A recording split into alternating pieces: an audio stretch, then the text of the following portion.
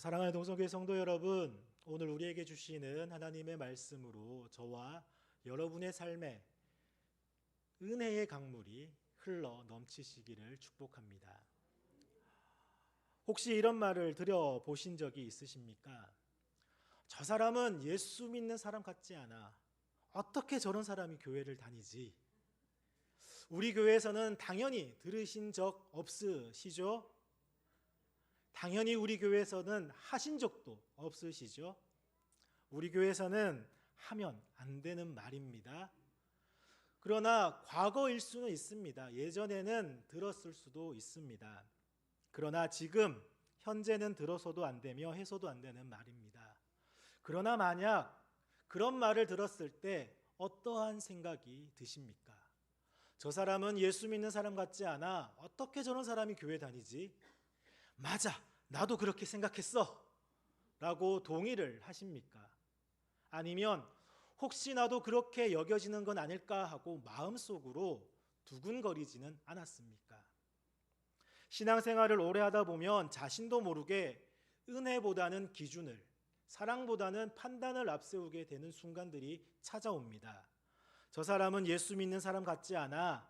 어떻게 저런 사람이 교회를 다니지? 이 말이 믿음에 대해 어떠한 기준을 정해두고 상대방의 믿음을 판단하는 말은 아니겠습니까? 어느새 우리는 하나님의 자리를 대신해서 사람들의 믿음을 분류하고 평가하고 있지는 않습니까? 오늘 본문에서 예수님은 그런 사람들에게, 믿음의 기준을 정하고 판단하는 사람들에게 탕자의 비유를 들려주십니다. 아니, 보다 정확하게 말하면 돌아온 아들과 그를 맞이하는 아버지의 이야기를 들려주십니다. 상대방의 믿음은 은혜보다 기준을 정해서 또 사랑이 아닌 판단을 하고 있는 오늘 우리를 향해서도 말입니다. 사랑하는 동성교회 성도 여러분, 우리는 이 이야기를 여러 번 들어보았으며 잘 알고 있는, 익히 알고 있는 내용일 겁니다. 처음 신앙생활을 하지 않는 이상 혹여 세상에서도 돌아온 탕자, 돌아온 탕아라고 해서 자주는 아니더라도 언급하는 경우가 종종 있습니다. 특히 렘블란트라고 하는 화가의 그림 작품으로도 유명하기도 합니다. 하지만 교회를 다닌 지 오래되신 분이라면 수십 번은 들으셨을 것입니다. 그러나 오늘은 이 비유 자체보다 이 이야기를 들려주신 예수님의 마음을, 즉 은혜를 전파하신 예수님께 초점을 맞추어 그 은혜를 함께 나누고자 합니다. 왜 예수님은 이 이야기를 하셨을까? 왜 굳이 탕자라고 하는 극단적인 인물과 탕자가 돌아오기를 기다리며 달려나가는 아버지, 그리고 탕자를 나무라지 않고 그냥 받아주시는 아버지의 이야기를 하셨을까? 이해하기 힘든 이 장면을 통해 예수님은 하나님의 은혜는 무엇인지 설명하려고 하지는 않았을까? 이 비유는 단지 탕자라고 하는 인물의 극적인 전환만을 이야기하지 않습니다. 오히려 탕자를 기다리며 매일 문 밖을 바라보던 아버지의 눈빛, 아들을 발견하고는 그를 향해 달려나가는 그 발걸음 속에서 예수님께서 우리에게 전하고자 하신 바로 하나님 아버지의 은혜의 본질이 담겨 있는 것입니다. 이 이야기는 당시 죄인들을 향해 은혜 대신 기준을 정해 사랑이 아닌 판단으로 정죄하며 손가락질하던 바리새인들과 서기관들, 그리고 오늘날 우리의 마음을 흔들어 깨우기 위함입니다. 예수님은 그들에게, 그리고 오늘 우리에게 이렇게 말씀하십니다. 너희는 정말 은혜를 아느냐? 그 은혜가 너희 삶을 어떻게 바뀌었는지 아니? 이제 그 은혜를 다른 사람들에게도 흘려보내야 하지 않겠니? 사랑하는 동성교회 성도 여러분, 이 시간 우리 모두가 예수님께서 들려주신 이야기를 통해 하나님 아버지의 은혜를 새롭게 경험하며 그 은혜를 세상에 전파하는 복된 삶을 결단하는 시간이 되기를 간절히 소망합니다. 사랑하는 동성교회 성도 여러분, 누가복음 15장은 이렇게 시작합니다. 우리 1절과 2절 말씀을 찾아서 함께 같이 읽겠습니다. 1절과 2절 말씀입니다. 모든 세리와 죄인들이 말씀을 들으러 가까이 나아오니 바리새인과 서기관들이 수군거려 이르되 이 사람이 죄인을 영접하고 음식을 같이 먹는다 하더라. 아멘. 이 말씀은 예수님께서 어떤 분이신지를 보여주는 아주 결정적인 장면입니다. 그 당시 유대 사회에서 세리와 죄인은 단순한 윤리적으로 잘못한 그런 사람들의 뜻이 아닙니다. 하나님의 공동체에서 완전히 배제된 자, 즉 구원받을 수 없는 자라고 하는 낙인이 찍힌 사람들을 향해서 세리와 죄인들이라고 하였습니다. 그런데 그런 이들이 예수님께 가까이 나옵니다. 그리고 놀랍게도 예수님은 그들을 거부하거나 외면하지 않으셨습니다. 오히려 그들과 함께 식사를 하십니다. 이 식사는 단순히 밥을 먹는 것이 아니라 교제와 사랑의 상징인 것입니다. 세리와 죄인들을 구원받을 수 없는 사람들이 아닌 하나님의 공동체의 일원으로서 동등한 인격체로 받아들이는 표현이 식사였던 것입니다. 이 모습을 본 바리새인들과 서기관들은 충격을 받습니다. 어떻게 죄인들과 함께 식사할 수 있는가? 이 말은 어떻게 구원받을 수 없는 자들을 하나님의 공동체의 일원으로 받아들일 수 있단 말인가? 율법 중심, 정결 중심의 신앙을 가지고 있던 그들에게 예수님의 행동은 도저히 이해할 수 없는, 어쩌면 신성 모독과도 같은 일이었습니다. 그러나 사랑하는 동성교회 성도 여러분, 예수님은 그 자리에서 침묵하지 않으셨습니다. 오히려 적극적으로 세 가지 비유를 들려주십니다. 잃은 양, 잃은 드라크마, 잃은 아들의 이야기를 통해 예수님이 누구신지, 왜 이 땅에 오셨는지 분명히 밝히고 있습니다. 이 비유들은 단순한 교훈이나 감동적인 이야기가 아닙니다. 예수님의 사명, 곧 잃어버린 자를 찾아 구원하시는 하나님의 은혜를 전하러 오신 예수님의 정체성과 목적을 선포하시는 말씀인 것입니다. 예수님은 스스로 죄를 자백하고 돌아오는 사람들만 찾으시는 분이 아니십니다. 오히려 자신이 죄인인지조차도 깨닫지 못하는 자들, 은혜가 필요하다는 사실조차도 모르는 자들까지도 기꺼이 찾아가 품으시는 분이십니다. 예수님의 이러한 모습은 저에게 깊은 도전을 주었습니다. 오늘날 교회 안에서 나도 모르게 때때로 예배 잘 드린 사람은 어떤 사람이지?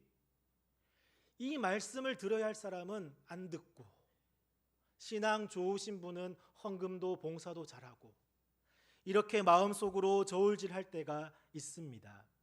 어떻습니까? 저만 이런 생각을 하고 있습니까?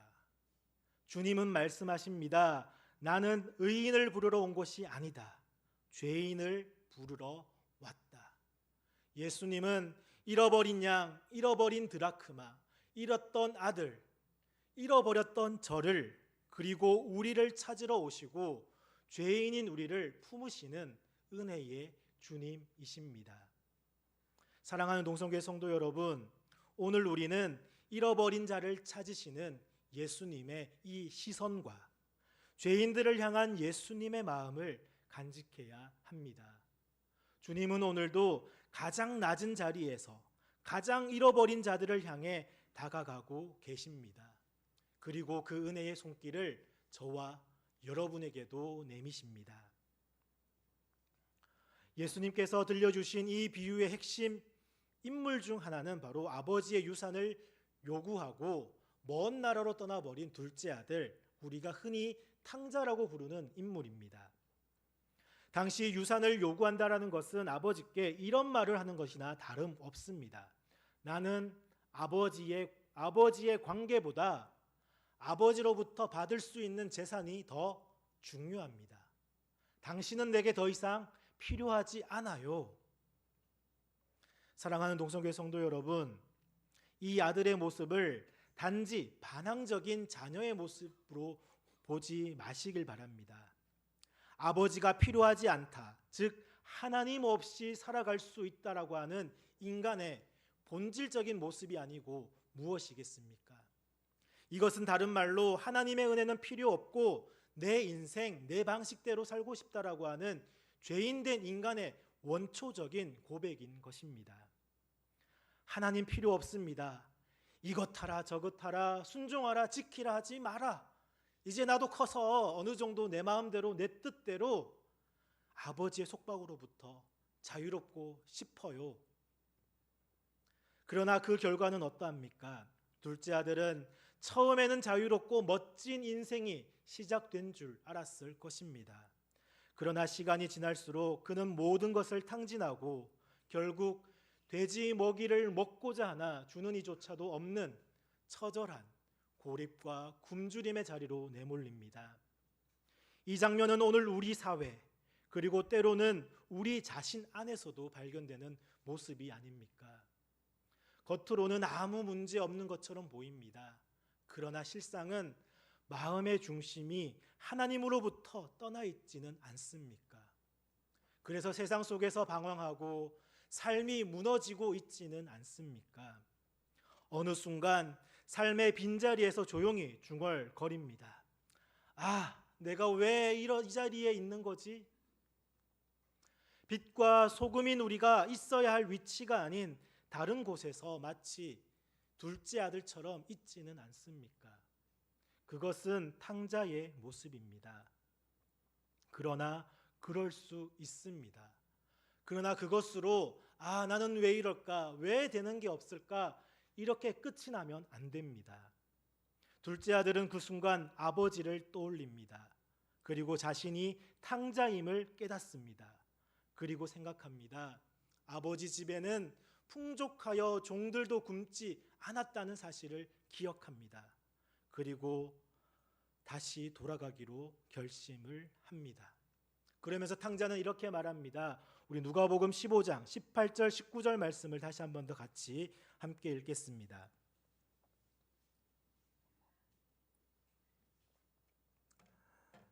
(18절) 19절 말씀입니다.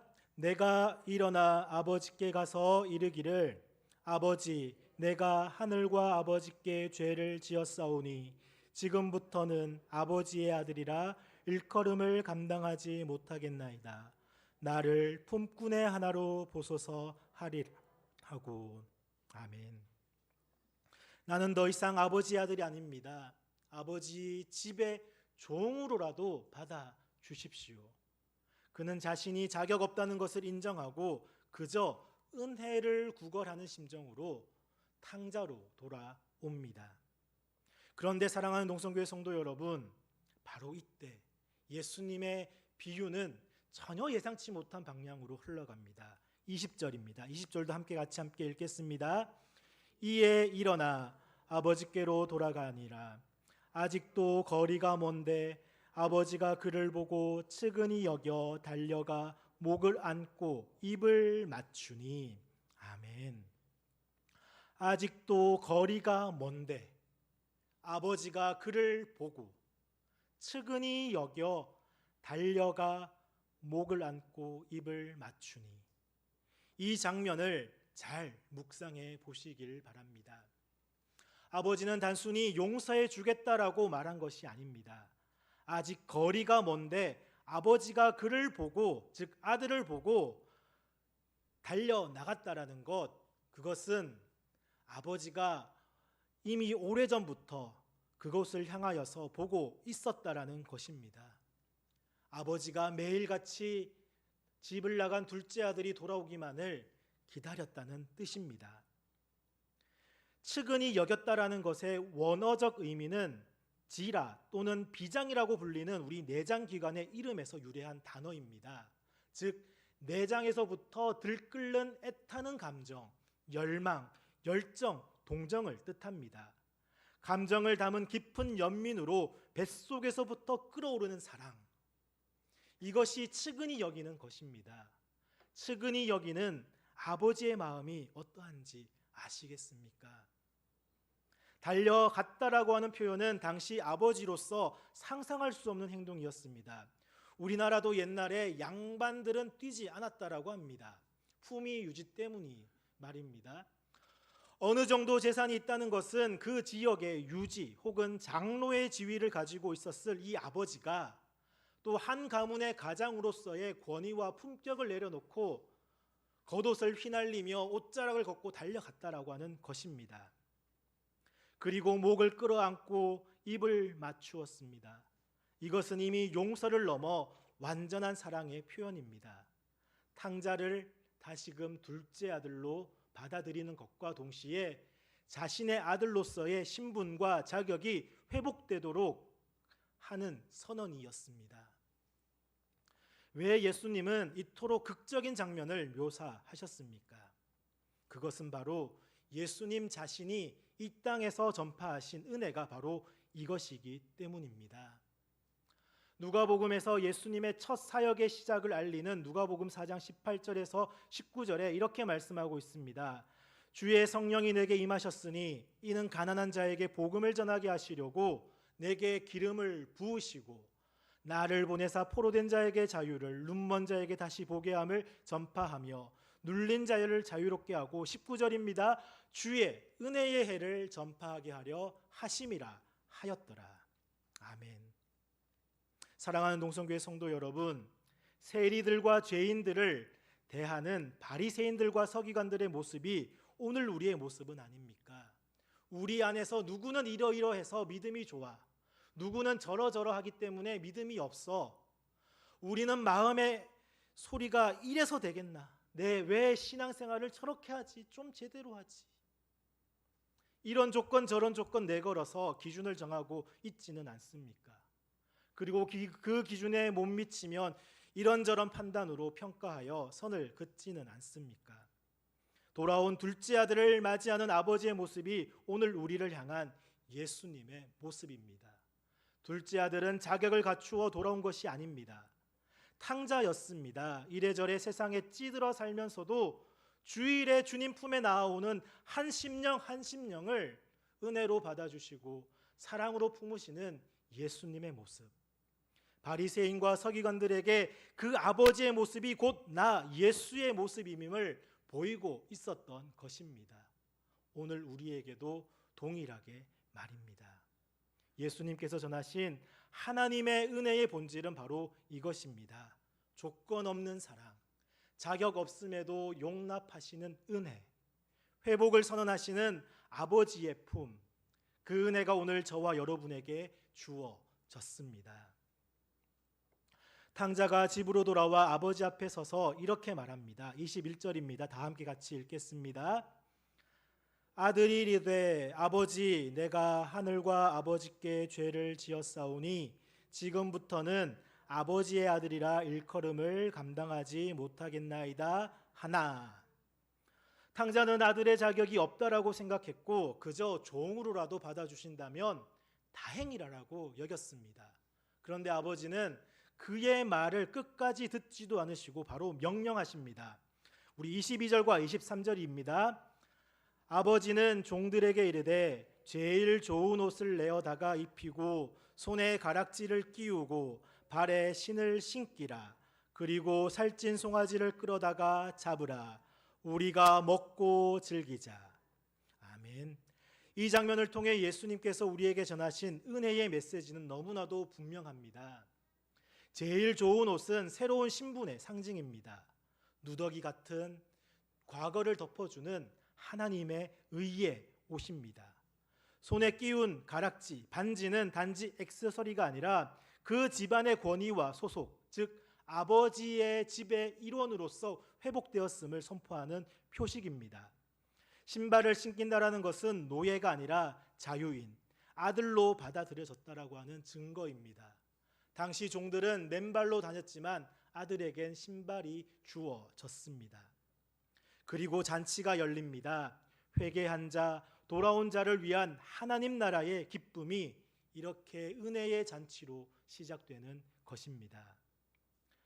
사랑하는 동성교회 성도 여러분, 예수님은 이 장면을 통해 하나님 나라의 성격을 또한 보여주고 계십니다. 하나님 나라란 스스로 의롭다고 여기는 자들만 들어가는 곳이 아니라 자신이 죄인임을 깨닫고 돌아온 자들을 위한 회복과 기쁨의 자리라는 것입니다. 그래서 아버지는 말씀하십니다. 24절입니다. 다시 한번 같이 읽겠습니다. 이 내 아들은 죽었다가 다시 살아났으며 내가 잃었다가 다시 얻었노라 하니 그들이 즐거워하더라. 아멘. 이것이 하나님의 기쁨입니다. 예수님께서 친히 이 기쁨을 하늘의 기쁨, 복음의 핵심, 구원의 본질로 우리에게 전하고 계십니다. 사랑하는 동성교회 성도 여러분, 예수님의 이 비유 이야기에 바리새인과 서기관들이 등장합니다. 오늘 읽은 본문은 아니지만 25절 말씀 이후로 맏아들이 나옵니다. 상당한 분량으로 등장을 합니다. 그런데 이 맏아들은 늘 아버지와 함께 있으면서도 아버지의 마음은 전혀 모릅니다. 잃어버린 둘째 아들이 언제 돌아올지 20절에 아버지의 모습은 한두 번 기다린 모습이 절대 아닐 것입니다. 이것을 맏아들은 알았습니까? 몰랐습니까? 우리말로 목 빠져라 동구 밖을 쳐다보며 언제 집 나간 둘째 아들이 돌아올지 기다리던 아버지의 모습을 맏아들은 보았습니까? 안 보았습니까? 당연히 보았을 것입니다. 그러면 아버지의 마음도 알 법한데 모릅니다. 맏아들은 아버지와 늘 가까이 있으면서도 돌아온 둘째 아들을 기쁘게 맞이하는 아버지의 마음은 몰랐습니다. 오히려 뭐라고 합니까? 28절, 29절, 30절입니다. 우리 함께 같이 찾아서 함께 읽겠습니다. 28절, 29절, 30절입니다. 그가 노하여 들어가고자 하지 아니하거늘 아버지가 나와서 권한대 아버지께 대답하여 이르되 내가 여러 해 아버지를 섬겨 명을 어김이 없거늘 내게는 염소 새끼라도 주어 나와 내 벗으로 즐기게 하신 일이 없더니 아버지의 살림을 창녀들과 함께 삼켜버린 이 아들이 돌아오매 이를 위하여 살찐 송아지를 잡으셨나이다. 아멘. 사랑하는 동성교회 성도 여러분, 오늘 우리는 누구입니까? 둘째 아들처럼 아버지를 떠나 내 뜻대로 탕자처럼 살던 삶에서 돌아와 용서받은 자입니까? 아니면 왜 쟤는 용서받지? 나는 한 번도 떠난 적이 없는데 왜 나에게는 잔치 한 번 안 베푸시죠? 이런 섭섭함과 판단, 자기 의로 가득한 시선으로 다른 사람을 바라보고 있는 맏아들은 아닙니까? 예수님의 이 비유는 누군가는 돌아온 탕자, 둘째 아들이고 다른 누군가는 다른 일을 판단하는 맏아들의 모습을 보여주는 것이 아닙니다. 세리들과 죄인들은 돌아온 탕자 둘째 아들, 바리새인과 서기관들은 아버지 맘도 모르는 맏아들, 이렇게 나누어 교훈하자고자 하신 것이 아닙니다. 31절과 32절 맏아들에게 하시는 아버지의 말씀이 무엇입니까? 우리 다 함께 31절, 32절 말씀을 읽겠습니다. 아버지가 이르되 예 너는 항상 나와 함께 있으니 내 것이 다 내 것이로되 이 내 동생은 죽었다가 살아났으며 내가 잃었다가 얻었기로 우리가 즐거워하고 기뻐하는 것이 마땅하다 하니라. 아멘. 동생을 향하여 자신의 기준을 정하여 판단하여 분노하였던 맏아들도 은혜와 사랑으로 품으시는 아버지, 그 은혜를 전하고 계십니다. 그리고 그 은혜를 우리가 이미 받았고 그 은혜를 누려야 합니다. 내가 혹은 옆에 성도가 또 나의 가족이 예수 그리스도의 십자가의 은혜로 죽었다가 살아난 자라면은 잃어버린 바 되었다가 얻은 자로 즐거워하고 기뻐해야 한다는 것입니다. 그 은혜를 오늘 우리는 삶에서 누리고 있습니까? 예수님은 오늘 우리에게도 동일하게 은혜를 전파하셨는데 그 은혜를 누리지 못하면 맏아들이 되는 것입니다. 즐거워하고 기뻐하는 것이 마땅하다라고 말씀합니다. 하나님 아버지께서 오늘 우리에게 말씀합니다. 너는 죽었다가 살아난 자야.